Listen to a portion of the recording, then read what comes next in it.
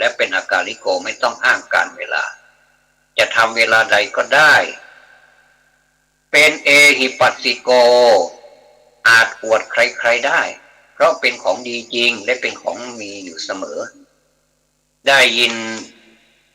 พระคุณเจ้าท่านอาจารย์พระครูโสพลบุญญพรบุญทองสุวรรณโนอดีตเจ้าคณะอำเภอแม่ริมจังหวัดเชียงใหม่อดีตเจ้าอาวาสวัดโสพนารามตำบลดอนแก้วอำเภอแม่ริมจังหวัดเชียงใหม่ท่านพูดถึงเรื่องของดินก็เป็นสภาพที่มันเป็นอยู่อย่างนั้นแล้วก็ไม่ว่าจะเอาอะไรไปวางมันก็วางไว้บนดินตึกรามบ้านช่องก็ตั้งอยู่บนดินคนก็อาศัยอยู่ล้วนอาศัยอยู่บนดินเนี่ยแล้วก็เราจะสรรเสริญคุณของแผ่นดินอย่างไรมันก็ไม่น่าเกลียดแต่ถ้าคนไปสรรเสริญคนหรือว่าไปนินทาคนโดยเฉพาะอย่างยิ่งไปสรรเสริญอย่างนี้บางทีคุณธรรมหรือว่าสิ่งที่เราสรรเสริญอยู่นั้นอาจจะไม่จริงก็ได้หรือจะจริงก็ได้แต่ว่าเราพูดไปซะมากมายเลยจนบางทีในสังคมนี้สรรเสริญเยินยอกันเหลือเกินบางทีคนที่ควรสรรเสริญก็ไม่ควรไม่ไปสรรเสริญแต่บางคนไม่มีคุณสมบัติที่ไปว่านั้นสักอย่างเลยหรือว่ามีน้อยเหลือเกินหรือว่าไม่มีเลยแต่ก็ไปสรรเสริญเพราะอะไรเพราะอาจจะเกิดประโยชน์กับตนนี่ก็เรียกว่าถือผลประโยชน์เป็นที่ตั้งโดยที่ว่าคุณสมบัติของผู้ที่กล่าวถึงนั้นจะมีหรือไม่มีไม่สนอยู่ที่ผลประโยชน์อย่างเดียวนี้ในสังคมนี้มีอย่างนี้มากมายก็เป็นสิ่งที่น่าคิดที่พระคุณท่านได้ให้ข้อคิดพวกเราเอาไว้เนี่ยเป็นสิ่งที่ดีท่านพูดจามีหลักมีเกณฑ์มีหลักมีฐานและพูดแต่ละคำแต่ละประโยคนี้น่าคิดทั้งนั้นเลยนะอันนี้พูดความจริงนะไม่ได้สรรเสริญเกินไปเนี่ยดินเนี่ยไม่รู้สึกเสียใจไม่รู้สึกเศร้าใจอะไรสักอย่างคือเฉยๆนะแต่ว่าเฉยเมยก็ไม่ใช่ดินเหมือนกับจิตใจของบิดามารดาผู้ให้กำเนิดลูกเนี่ยทุกท่านก็ทราบแล้วก็ได้ฟังไปแล้วก็ขออนุญาตเอามาพูดอีกครั้งหนึ่งก็คงจะไม่เกินเลยไปเพราะฉะนั้นนี่พระคุณของพระพุทธพระธรรมพระสงฆ์นี่ก็เหมือนดินไม่ทำร้ายใครจะทำอะไรก็ได้แต่ว่าถ้าทำดีก็เป็นผลกำไรของผู้นั้นไปแต่ถ้าทำชั่วดินก็ไม่ได้รู้เรื่องอะไรว่าใครคนไหนทำดีทำชั่วก็ไม่รู้เรื่องเราจะไปโทษดินก็ไม่ได้เหมือนกับเราโทษลมฟ้าอากาศว่าวันนี้ไม่ดีเลยวันนี้อากาศเสียบางจริงเขาก็เป็นไปตามธรรมชาติของเขาขอให้อย่าให้อารมณ์เสียก็แล้วกันถ้าอารมณ์เสียทุกสิ่งทุกอย่างมันเสียหมดนะเสียบรรยากาศเสียความรู้สึกเสียเพื่อนฝูงเสียสัมพันธภาพมิตรภาพต่างๆเสียหายหมดเลยเพราะฉะนั้นเนี่ยเรื่องนี้นี่ต้องควรระวังเป็นพิเศษเลยไม่ควรที่จะไปสรรเสริญเยินยอกันเกินแล้วก็ไม่ควรจะไปตำหนิกันเกินให้อยู่ในร่องในรอยอยู่ในกรอบอยู่ในกรอบเหมือนกับลูกอยู่ในกรอบจะออกนอกกรอบบ้างก็ได้ไม่เป็นไรแต่ว่าขอให้มันดีเท่านั้นเองเนี่ยเป็นของดีจริงเนี่ยเรื่องนี้เอหิปัสสิโกเนี่ยธรรมะของพระพุทธเจ้าเนี่ยเป็นของดีจริงเราก็อาจจะอวดได้ไม่ต้องอวดเวลาเดียวก็ได้อวดตลอดทั้งวันก็ได้ไม่มีใครว่าเพราะว่ามันเป็นของดีจริงเหมือนกับเงินทองเนี่ยว่าอันเนี้ยเงินมันไม่เก้เราจะให้มันเก้ได้ยังไงมันเป็นเงินที่มีมูลค่าที่สามารถที่จะเอาไปซื้อแลกซื้อสินค้าได้ไม่ว่าจะเป็นสินค้าที่ มีราคาอย่างไรมูลค่านี้สามารถที่จะไปนำเอาสินค้ามาได้แลกเปลี่ยนกันได้อันนี้เขาเรียกว่าเป็นเงินจริงเป็นทองคำก็เป็นทองคำจริงๆไม่ใช่ต้องเป็นทองเก๊เป็นเงินก็เป็นเงินจริงไม่ใช่เงินเก๊มีตำแหน่งก็มีตำแหน่งจริงๆไม่ใช่ตำแหน่งเก๊นี่คนเรามีอะไรก็ไม่รู้ที่ชอบปลอมตัวเหลือเกินไม่มีตำแหน่งก็ไปปลอมตัวให้เป็นคนมีตำแหน่งแต่ตรงกันข้ามคนที่ไม่มีตำแหน่งก็ปลอมเป็นคนที่ไม่มีตำแหน่งอันนี้ไม่น่าว่าแต่ว่าคนที่ไม่มีตำแหน่งนี้ไปปลอมให้มีตำแหน่งนี้อันนี้นี่มันจะมากไปนะมันจะมากไปหน่อยแล้วก็ของดีจริงนี่มันเปิดเผยได้มันอยู่ที่ไหนมันก็คือของดีเหมือนกับคำคมของคนสมัยโบราณแม้แต่กระทั่งเดี๋ยวนี้ก็ยังใช้ได้อยู่ว่าเพชรเนี่ยแม้มันจะอยู่ในตมหรือว่ามันจะอยู่ที่ต่ำมันจะอยู่ปนกับเม็ดหินเม็ดทรายหรือว่าดินหรือว่าโคลนนะคนล้านนาเรียกว่าไปอยู่กับกี้เปอร์ไปอยู่กับกี้เปอร์นี่มันก็คือเพชรอยู่นั่นแหละนะมันก็คือเพชรต่อไปมันเป็นโอปะนะยิโกนะโอปะนะยิโกอาจน้อมทำนั้นมาสู่ตนได้อันนี้นี่ต้องฝากไว้กับญาติโยมหน่อยว่าการน้อมทำเข้ามาสู่ตนนั้นเป็นของที่จะว่าง่ายมันก็ง่ายสำหรับคนที่มีศรัทธาและมีปัสสาทะก็คือมีความเชื่อแล้วก็มีความเลื่อมใสอยู่เป็นทุนอยู่แล้วเนี่ยน้อมเข้ามาง่ายนะน้อมเข้ามาง่ายหลายท่านนี้ก็เป็นราคะจริตอย่างราคะจริตนี้ไม่ใช่ไม่ดีนะดีนะราคะจริตนี่หมายความว่าเวลาที่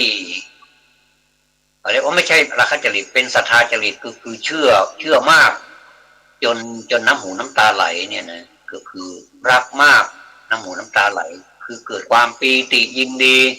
ในธรรมที่ตนปฏิบัตินั้นก็น้ำตาไหลได้เหมือนกันอาตมาก็เคยน้ำตาไหลมาหลายครั้งแล้วนะว่าพอมีท่านผู้ใดมาพูดถึงพระคุณอันประเสริฐของพระพุทธเจ้าเนี่ยเราฟังแล้วเราดำเนินไปตามเราเอากระแสจิตของเราเข้าไปจับนะฟังเสียงนั้นแล้วก็ดำเนินไปตามเหมือนกับเราได้เข้าเฝ้าพระพุทธเจ้าเนี่ยเหมือนอาตมากำลังพูดเดี๋ยวนี้ตอนนี้เรากำลังจะประกาศให้เทพพยดาทั้งหลายนะพร้อมทั้งมนุษย์ด้วยนี่มารู้จักคุณอันประเสริฐของพระพุทธเจ้าอรหังสัมมาสัมพุทโธภควาเนี่ยตอนนี้เรามานั่งฟังรวมกันเนี่ยทั้งเทพทั้งมนุษย์ฟังรวมกันอันนี้การฟังเช่นนี้เป็นการฟังแบบทิพย์เพราะว่าอาตมานั่งที่หนึ่งแต่เสียงไปออกอีกที่หนึ่งอันนี้เสียงเป็นทิพย์เสียงของเรานี่เป็นทิพย์คนฟังก็หูทิพย์ยังไงเพราะว่าอยู่ที่ไหนก็ฟังได้อยู่ในประเทศไทยประเทศสยามนี่ก็ฟังได้ในราชอาณาจักรสยามนี่ก็ฟังได้คนที่อยู่นอกอาณาจักรของประเทศไทยนี่ก็ฟังได้ตกลงว่าฟังได้ทั่วไปถ้าจะฟังแล้วมีกระแสธรรมนี่ไปถึงถ้าคนจะฟังก็ฟังได้อันนี้เขาเรียกว่าทิพย์ทางนั้นเลยก็แสดงว่าอันนี้ขอนอกเรื่องหน่อยนะว่าก็แสดงว่าในโลกของเรานี่ก็เป็นโลกสวรรค์อยู่เหมือนกันเพราะว่าเป็นโลกสวรรค์สามารถมีหูทิพย์ตาทิพย์จักขุทิพย์โสตทิพย์นั่นแหละนะสามารถอยู่ใกล้ๆอย่างไรก็สามารถฟังได้เห็นได้พูดได้คุยได้เหมือนกับอยู่ใกล้ๆกันเหมือนกับจับเข่าคุยกันเลยอย่างนี้ก็แสดงว่ามนุษย์นี่เก่งมากมนุษย์นี่ก็เป็นเทพชนิดหนึ่งถ้าจะเปรียบไปแต่ว่าเราอยู่ในร่างของมนุษย์เท่านั้นเองไม่สามารถที่จะเหาะเหินเดินอากาศได้แต่ว่าเราก็ใช้เครื่องจักรที่ว่าเหาะได้นะใช้เครื่องร่อนก็ได้ใช้เครื่องบินก็ได้จะดำไปในน้ำก็ได้ใช้เรือดำน้ำเนี่ยจะ วิ่งไปบนถนนโดยที่ว่าเราไม่ต้องวิ่งก็ได้ใช้รถแทนรถทันสมัยราคาเท่าไหร่ก็มีอันนี้เขาเรียกว่าสวรรค์เกิดในเมืองมนุษย์นี่แหละนะอันนี้ขอนอกเรื่องน้อยอันนี้ไม่เกินจริงนะเป็นเรื่องจริงที่เกิดขึ้นในมนุษย์โลกนี้แล้วนะปัจจตังเวทิตาโพวินยูหิอันวินยูชนทั้งหลายพึงรู้เฉพาะตนนี้เป็นพยานสำหรับตัดสินธรรมเมื่ออยากรู้ว่าธรรมนั้นถูกหรือผิดต้องวินิจฉัยด้วยคุณธรรม5 บทนี้นะ5 บทนี้ในอริยสัจอริยสัจนี้เป็นของยากก็จริงอยู่ท่านผู้ฟังผู้เจริญทั้งหลายมันก็จริงแต่ว่าเป็นของที่พุทธบริษัทควรที่จะสนใจเป็นพิเศษเราต้องสโคปเป็นพิเศษตรงจุดนี้อริยสัจนี้คือมันจะเป็นกระจุกคือมันจะเป็นเหมือนกับถ้าเป็นภาษาล้านนาของเราเหมือนกับเราเอากระเทียมมาแต่ละหัวนี่มามัดปิดกันก็เรียกว่าจุกหอมเป็นจุกหอมเจื้อเอาไว้เป็นเจื้อในปีต่อไปนี่เรียกว่าเป็นกระจุกนะเราจะเปรียบเทียบกับอริยสัจนี้เป็นของที่มารวมกันเป็นกระจุกมันเป็นของยากก็จริงอยู่นะแม้จะยากหรือง่ายอย่างไรก็ตามเนี่ยนะเราควรพยายามตรึกตรองให้ได้ตามเลยเราจะไม่เสียเวลาแล้วก็ไม่เสียใจด้วยถ้าเราปฏิบัติได้นี่นะอันนี้พูดโดยกว้างๆหลักการโดยกว้างๆถ้าผู้ใดปฏิบัติได้เนี่ยไม่ว่าจะเป็นใครจะเป็นชายจะเป็นหญิงเป็นเด็กเป็นเล็กเป็นผู้หลักผู้ใหญ่ก็แล้วแต่เนี่ยให้ได้ตามเนี่ยในอริยสัจข้อต้นคือทุกข์ตามคัมภีร์ต่างๆท่านกล่าวว่าชาติชรามรณะเนี่ยเป็นทุกข์แต่ละอย่างเหตุให้ทุกข์ก็คือสมุทัยได้แก่ตัณหา3เนี่ยคือกามตัณหาอยากได้ภาวะตัณหาแล้วก็วิภาวะตัณหาอยากได้ไม่อยากได้อยากเกิดไม่อยากเกิดความดับตัณหานี่ไม่เหลือก็คือนิโรธที่จะมีนิโรธได้ก็ต้องอาศัยมรรคทั้ง8 ประการนะก็คือถ้าสรุปแล้วก็คือศีลสมาธิปัญญานั่นแหละซึ่งมรรค8 ประการนี้ก็มีสัมมาทิฏฐิเป็นต้นนะมีสัมมาสมาธิเป็นที่สุดอันนี้พูดบ่อยนะเป็นมรรคาดำเนินไปสู่ความดับทุกข์คือนิโรธอันนี้เป็นของที่เข้าใจกันอยู่แต่ความจริงนะความจริงพระอริยสัจเป็นของลี้ลับซับซ้อนเพียงแต่ทุกข์เนี่ยทุกข์นั่นก็คือชาติชรามรณะเนี่ยเท่านี้ก็เป็นของยากแล้วเพราะชาติความเกิดท่านจำแนกไว้2 ประเภทคือชาติความเกิดเป็นอดีตอันนี้ประเภทที่1ได้แก่คลอดจากครรภ์ของมารดาเนี่ยชาติความเกิดประจำอยู่เสมอประเภทที่2คือตั้งแต่ตั้งปฏิสนธิวิญญาณมาเนี่ยนะตั้งแต่อยู่ในท้องเนี่ยเราก็ตั้งแต่เกิดปฏิสนธิวิญญาณมาเนี่ยที่ปรากฏอยู่ก็คือว่าชาติก็ชื่อว่าชาติแล้วชราความแก่ก็มี2 อย่างก็คือ1ชราความแก่ของผู้ตั้งอยู่ในปัจฉิมวัยอันนี้ชราแน่ๆเลยจะทำยังไงมันก็ชราแล้วก็คนที่ชรานี้ก็ไม่ตั้งใจไม่ชรานะตั้งใจจะมาชรานั่นแหละแต่คนที่ตั้งใจแล้วแต่ว่าไม่เป็นไปตามนั้นก็แสดงว่ามีกรรมตัดรอนระหว่างทางซะก่อนเลยไม่ได้ชราเพราะฉะนั้นชรานี่ไม่ใช่เป็นของง่ายๆนะใครมาว่าเราเท่าแก่เราเป็นชราอย่างนั้นอย่างนี้ก็ดีใจเถอะโอ้ไม่ใช่ว่ามันง่ายๆนะกว่าจะชราได้นี่มันตั้งใจนะไม่ใช่ได้มาฟรีๆนะมันต้องใช้การเวลาต้องใช้ประสบการณ์เขาเรียกว่ากระดูกต้องกระดูกแข็งเบอร์กระดูกต้องใหญ่แข็งแรงเนี่ยมันถึงจะชราได้แล้วก็อาหารการกินอากาศอารมณ์ขออภัยนะอุจจาระอะไรต่างๆนี่ที่ว่าเป็น5 อ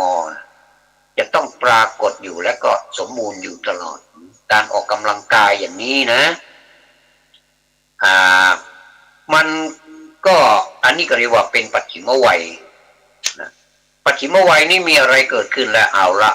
พอมาถึงวัยชรานี่มันก็ได้มาแบบตั้งใจอะนะแบบตั้งใจมันเริ่ม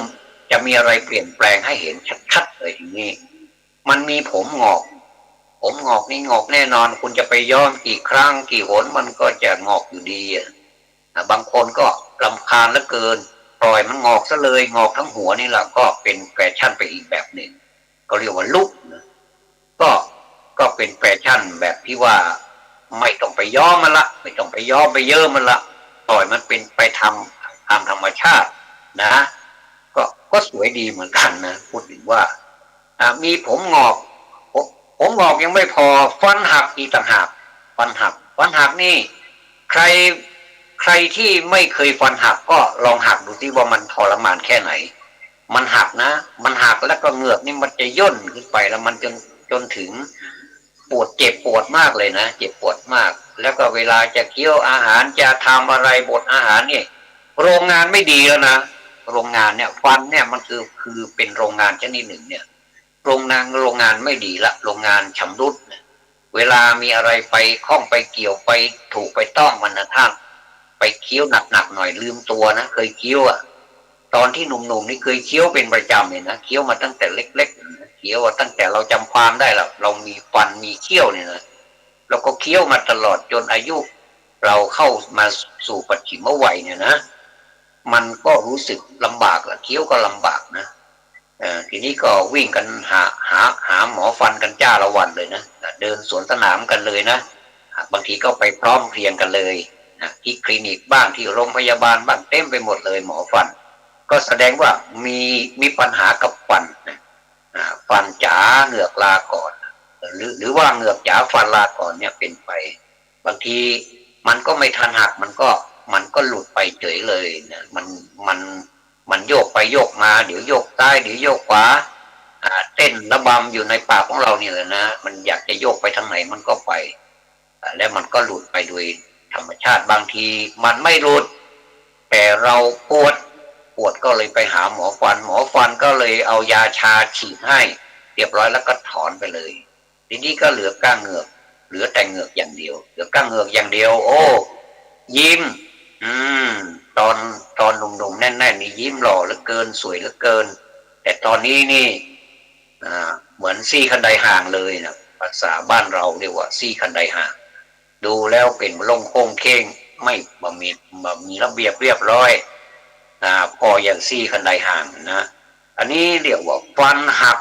เป็นต้นนะแล้วก็มีโรคอื่นอีกมากมายแหละในปากเนี่ยนะฟันเนี่ยนะแล้วก็อวดเป็นผู้มีอิทธิพลในปากอีกด้วยนะเราไม่เคยเห็นลิ้นหักเลยไม่เคยเห็นลิ้นเจ็บปวดอะไรมากมายเลยอย่างมากก็เจ้าฟันนี่แหละไปกัดลิ้นนะเจ้าฟันนี่แหละไปกัดลิ้นหาเรื่องเขาเห็นเขาเป็นของอ่อนๆก็เลยอ่อนในแตงแข่งในเว้นประมาณนี้นะก็เลยจัดการกับลิ้นกันเลยบางทีก็ไม่ได้ตั้งใจนะกินข้าวเข้ามาอร่อยนี่ก็ไปกัดลิ้นเฉยเลยกัดบางทีกัดเป็นเลือดมีเลือดออกมาเลยก็มีนะแต่ว่าลิ้นของเรานี่มันรับรสอาหารทุกวันบางทีก็เผ็ดบ้างร้อนบ้างเย็นบ้างเผ็ดบ้างหวานบ้างจืดบ้างเค็มบ้างอะไรเนี่ยมันก็เหมือนกับเป็นยาไปสมานแผลนะโดยที่ว่าเราไม่ต้องมาใช้พลาสเตอร์ปิดมันเลยนะเอนโซพาสเอนโซเพิร์อะไรนี่ไม่ได้กินหรอกลิ้นนะเพราะมันติดไม่ได้มันเป็นของอ่อนมากอยู่ในปากด้วยอยู่ในปากนะทุกเมื่อชื่อวันก็อยู่ในปากนะแล้วก็เจ้าฟันนี่มันก็ไปกัดลิ้นเนี่ยลิ้นก็เกิดมีอาการเจ็บปวดขึ้นแต่ผลสุดท้ายมาใครอายุยืนกว่ากันก็ลิ้นนะอายุยืนอายุการใช้งานนี้ยืนมากกว่าฟันนี่มีอายุนะ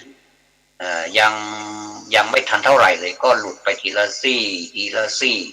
โยกบ้างเกบ้างฟันหลอบางทีก็เอามาเป็นจุดการขายก็มีนะบางทีไปเล่นตลกเนี่ยเวลายิ้มนี่หลอแล้วคนก็หัวเราะนะโอ้ ฟันหล่อเนี่ยนะอันนี้ฟันนี่แบบโอ้ถ้าจะเจรไนนี่ไม่มีที่สิ้นสุดแล้วนะแต่ก็เป็นอันธพาลต่อลิ้นนะแต่เสร็จแล้วลิ้นนี่มีอายุยืนมากกว่าฟันอีกอันนี้เป็นประเภทที่หนึ่งนะต่อไปชรานี่ความแก่นี่เป็นความแก่ประจำอยู่กับตัวเสมอทุกเมื่อเนี่ยคือแก่ตั้งแต่เกิดมาเลยนะอันนี้เคยพูดเทศก็เคยพูดเคยเทศมันยังไงคือแก่ตั้งแต่เกิดมาจนถึงที่สุดแห่งอายุคือแก่วันแก่คืนนั่นแหละนะแก่เอาอยู่เป็นนิดโดยไม่รู้สึกตัวนี่เป็นประเภทหนึ่งนะความตายนี้ก็มีสองประเภทเหมือนกันแบ่งออกมาเป็นสองเหมือนกันคือความตายที่เปิดเผยได้แก่สิ้นลมหายใจนี่เปิดเผยนะพอลมหายใจสิ้นทุกอย่างตายหมดเลยนะไม่ว่าจะความสวยความงามอะไรมันก็เข้ามีมาความสวยความงามอะไรมันก็จะแปลสภาพเป็นความน่าเกลียดน่ากลัวเป็นสภาพที่เละเทะไม่อยากพูดถึงเลยแล้วก็เราก็เห็นมามากต่อมากแล้วว่าศพนั้นมันเป็นสภาพอย่างไรพอมันข้ามวันข้ามคืนไปแล้วเริ่มจะมีปัญหาแล้วนะเริ่มจะมีปัญหาความเนื้อเซลล์ต่างๆที่อยู่เคยทำงานเนี่ยเลือดลมต่างๆที่เคยเดินนี่ก็หยุดเดินหมดเลยแล้วก็จะเกิดการเปลี่ยนแปลงจะมีสีเขียวเป็นต้นเนี่ยนะถ้าเราไปเรียนในอสุภกรรมฐานอะไรนะดูแล้วก็โอ้มากมายเหลือเกินสุดจะพรรณนาเลยนะเนี่ยแสดงว่าเป็นการตายเปิดที่ตายแล้วเราเห็นกันทั่วบ้านทั่วเมืองนะใครตายไม่ว่าจะเป็นญาติตายคนที่รักเราตายแม้แต่เราเองจะตายคนอื่นก็จะมองเราเหมือนกับคนที่ตายทั่วไปนะไม่แตกต่างกันเลยก็จะเกิดการเปลี่ยนแปลงได้อันนี้เป็นประเภทที่หนึ่งประเภทที่สองนี่คือตายที่กำบังอันนี้แบบตายที่ลับๆคือมีประจำอยู่กับตัวเสมอนั่นแหละตั้งต้นตั้งแต่ปฏิสนธิวิญญาณมาก็ตั้งหน้าตายอยู่เสมอตายไปเรื่อยๆหมายถึงอาการที่หายไปนั่นเองนะอย่างเช่นฟันที่เคยมีอยู่ครบก็จะออกไปทีละซี่อันนี้คือฟันตายนะผมที่เคยดกดำก็จะงอกอันนี้ก็ผมตายนะตาที่เคยมองใกล้มองไกลมองตัวหนังสือสนเข็มได้นะเอาได้สนเข็มได้หรือว่ามองของเล็กๆนี่โดยที่ไม่ต้องใช้แว่นเนี่ยอันนี้ก็ตายนะก็ต้องใช้แว่นวิเศษตัดแว่นกันจ้าละวันเลยทีนี้นะก็ไม่ว่าจะเป็นสายตายาวสายตาสั้นก็ตัดแว่นกันคนก็ใส่แว่นกันเต็มบ้านเต็มเมืองบางคนก็ไม่ได้ใส่แว่นอันนี้แสดงว่าสายตายังจะไม่ตายแต่ว่าก็จะตายในอนาคตต่อไปนะถึงแม้ว่าจะไม่ใส่แว่นตอนนี้แต่พอเท่าทะเลแก่ชรามามันก็ตายแต่ความจริงมันก็ตายอยู่นะแต่ว่าคนโชคดีหน่อยที่ว่ารักษาตาไว้ได้คงจะเป็นแต่บุญเก่ากรรมเก่ามาก็ได้หรือว่าจะกินผักบุ้งเยอะก็ได้ก็ไม่แน่นะก็อาตมาก็กินบ่อยเหลือเกินแต่ว่าก็ยังใส่แว่นอยู่นะก็ช่วยได้เป็นบางครั้งบางคราวอันนั้นก็เป็นเรื่องของอาหารอันนี้มันก็หายไปนั่นเองเป็นลักษณะเครื่องหมายแห่งมรณะเป็นเครื่องหมายเลยนะถ้าเราพิจารณาทุกวันพิจารณามองตัวเองถ้าเรามองตัวเองไม่เห็นก็ซื้อกระจกบานใหญ่ๆมาก็ได้แล้วก็มองตัวเองว่าอะไรนี่นะเมื่อก่อนนี้ทำไมไม่เป็นอย่างนี้เดี๋ยวก็เป็นไฝดำไฝแดงออกตามเนื้อตามตัวเดี๋ยวก็เป็นโน่นเป็นนี่ผมงอกบ้างฟันหลอบ้างสายตาสั้นสายตายาวก็มีให้เห็นนะอยู่ทุกวันอันนี้เขาเรียกว่าตายไปทุกวันก็ธรรมดาตายแล้วไม่ต้องเห็นกันอีกนะนี่เป็นอาการแห่งมรณะนะเป็นสองประเภทด้วยกันคือตายเปิดเผยกับตายไม่เปิดเผยแค่เพียงชาติชรามรณะที่เรียกกันว่าทุกขสัตว์ก็ยากเสียแล้วท่านผู้ฟังทั้งหลายส่วนสมุทัยที่ว่านี่ท ที่ว่าเนี่ยกามตัณหาภาวะตัณหาวิภาวะตัณหาเนี่ยนะโอ้ยุ่งเหลือเกินซึ่งเป็นตัวเหตุก็คงเป็นของยากเหมือนกันนั่นแหละเพราะประเภทแห่งสมุทัยท่านแสดงไว้โดยอเนกอันนันต์เหลือเกินตามนัยยะเนี่ยจะยกมาแสดงพอเป็นนิทัศนะอุทาหรณ์เท่านั้นนะเอายกอะไรมาดีเดี๋ยวคิดก่อนเอายกกามคุณทั้งห้าก็ได้กามคุณทั้งห้ากามคุณทั้งห้านี้มีอะไรเอ่ยให้ทายภายในใจก็ได้หรือจะออกเสียงก็ได้นะก็คือรูปเสียงกลิ่นรสผลพะเนี่ยอันนี้พูดบ่อยเหลือเกินเพราะมันอยู่ในตัวเราเนี่ยนะรูปเนี่ยนะเขาเรียกว่าเป็นอายตนะภายในเนี่ยนะอายตนะภายนอกอายตนะภายนอกรูปเนี่ยรูปเสียงกลิ่นรสผลพะขึ้นเป็นที่ตั้งเลยความปรารถนาอยากได้กามคุณทั้งห้านั้นเป็นกามตัณหาอันนี้ความหมายของกามตัณหาคือความปรารถนาอยากได้กามคุณทั้งห้าอันนี้เป็นกามตัณหาความปรารถนาอยากให้กามคุณทั้งห้านั้นมีอยู่ให้คงทนอยู่ทุกเมื่อไม่ให้มันสลายไปไหนมัน impossible นะ impossible มันเป็นไปไม่ได้เหมือนกับเพลงแล้วก็เป็นไปไม่ได้นั่นแหละนะมันจะคงทนได้อย่างไรมันเป็นอนิจจังมันเป็นของไม่เที่ยงเนี่ยมันจะคงทนไม่ได้แต่ว่าเราเข้าใจว่าเราปรารถนาอย่างนั้นมันคงจะคงทนให้เราได้แต่ก็เสียใจทุกรายเลยนะดีใจนิดนึงแต่ว่าเสียใจมากมายเลยนะอันนี้เรียกว่าเป็นภวตัณหาก็คืออยากจะให้อยู่นานๆอธิษฐานนานๆนะอธิษฐานหรือเกิน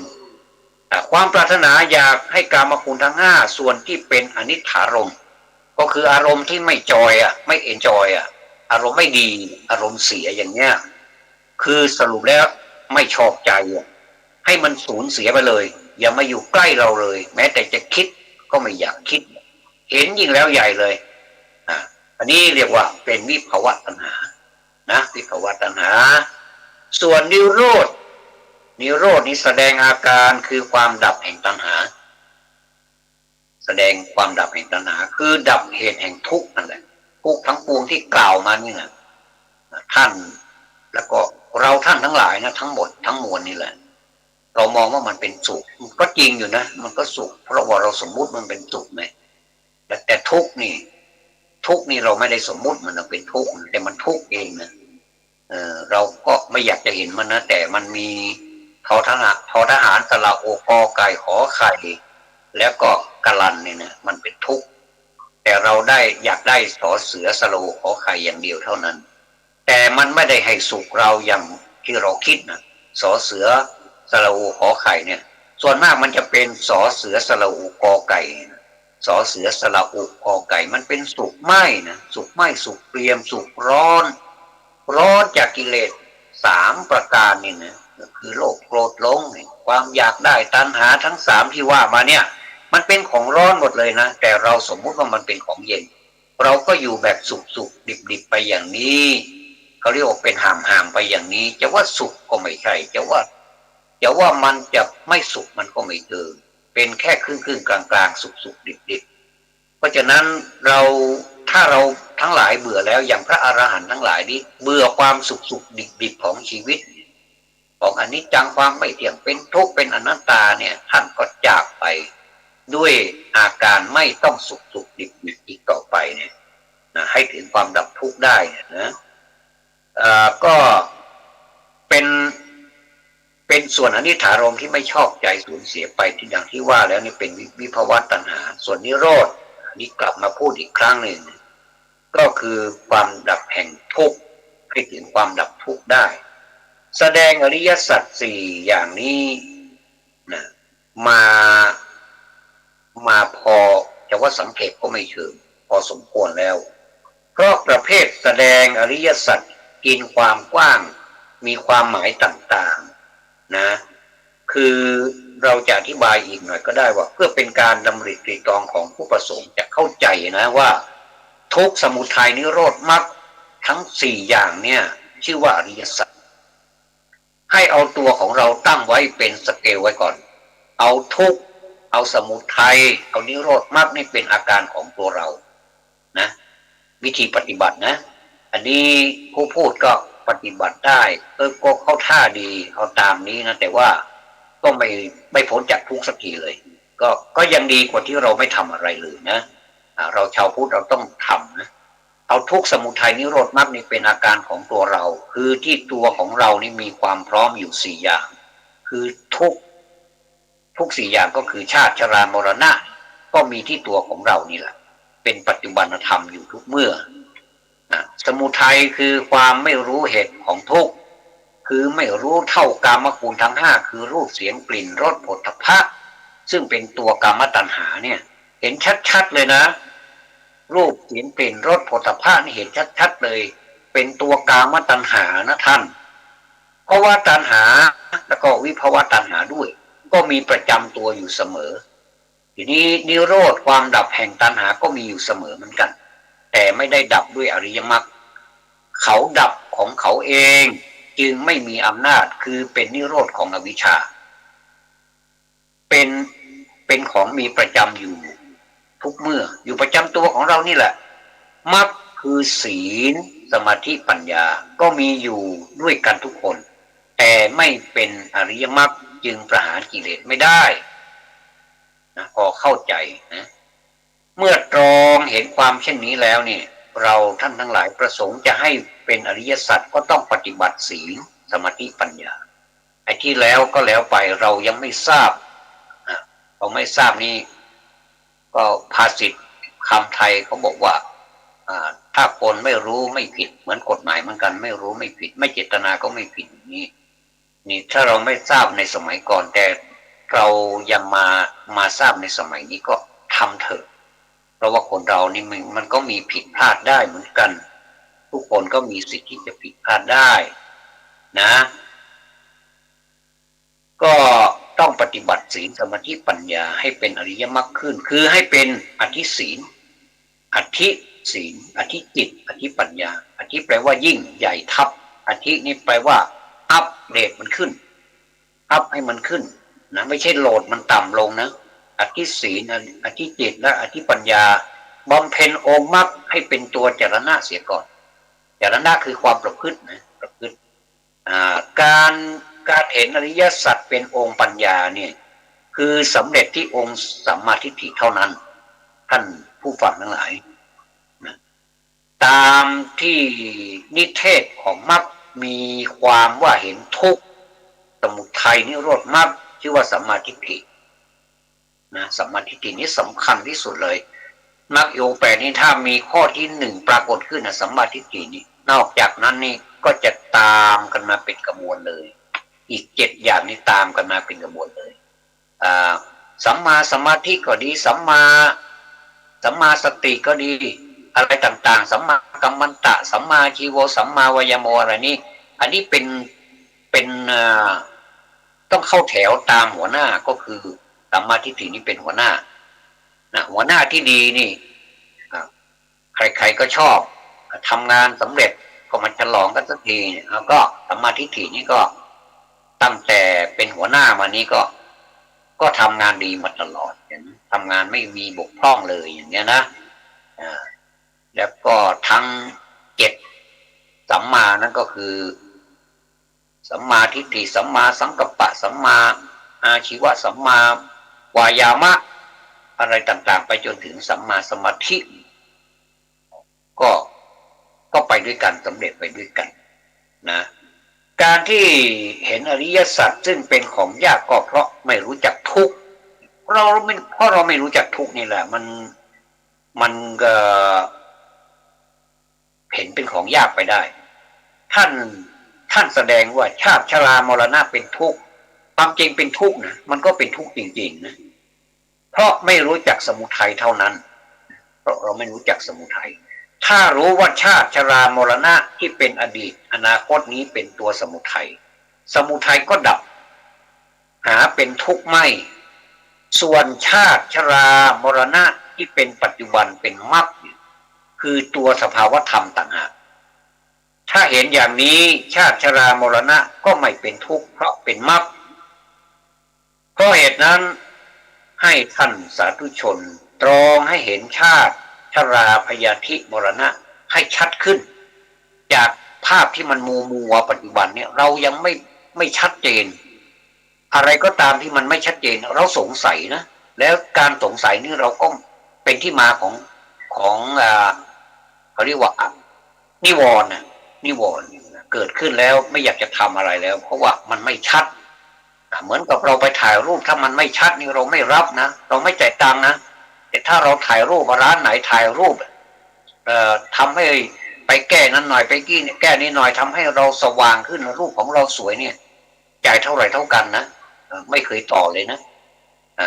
ถ้าเราไปเจอรูปของเราแบบว่าโอ้มันไม่เข้าท่าเลยเนี่ยมันงอแงนะเหมือนกันนะจิตใจของคนเราก็เหมือนกัน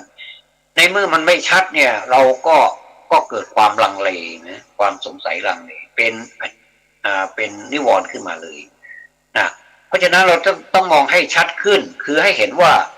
ชาติความเกิดเนี่ยเราก็เกิดอยู่เสมอทุกลมหายใจ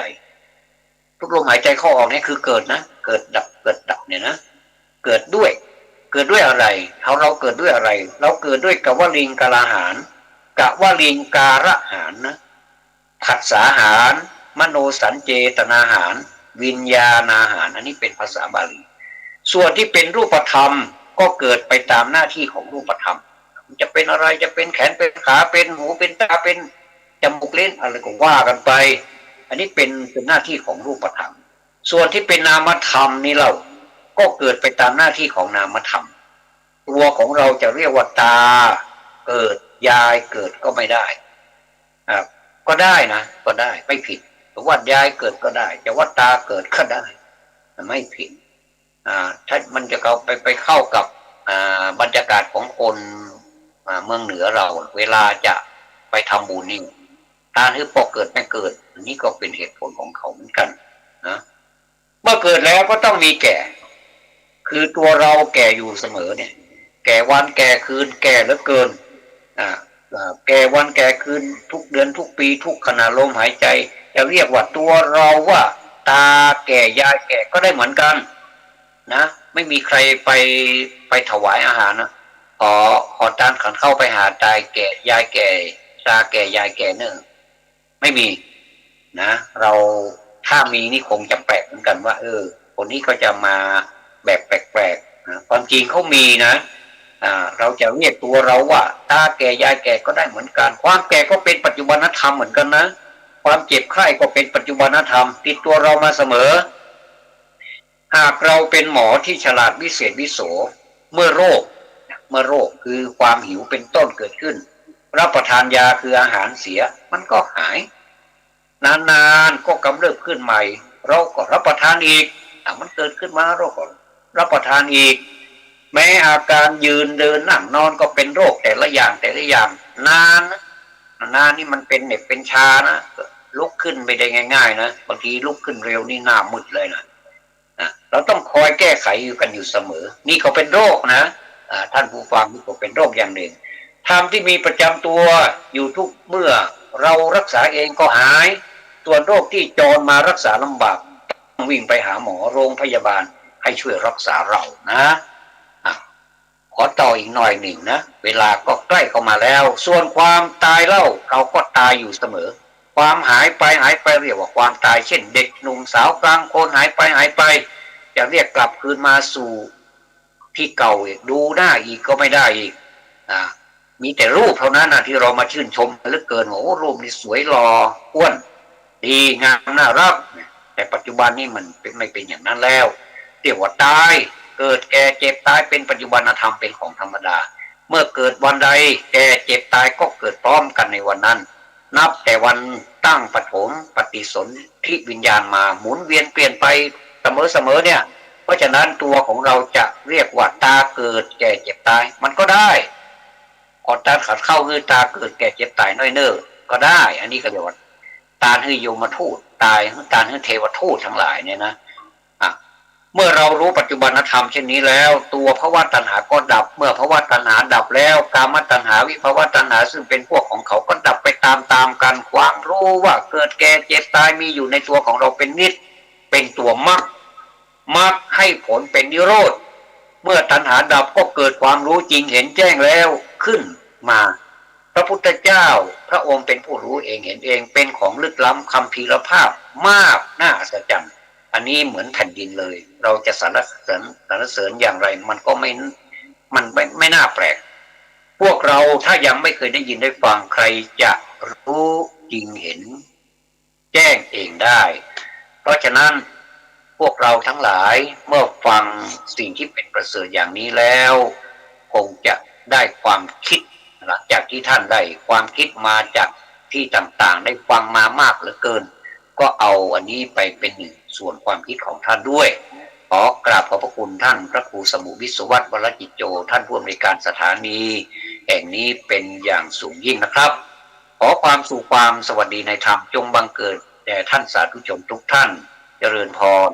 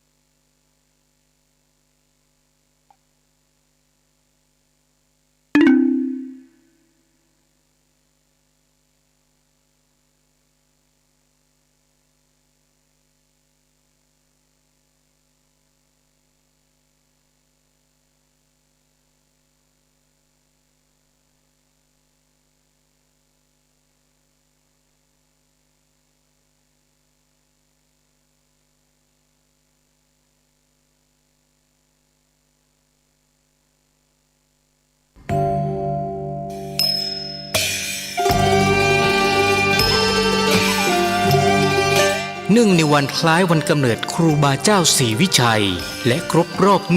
144 ปีในวันเสาร์ที่11 มิถุนายน 2565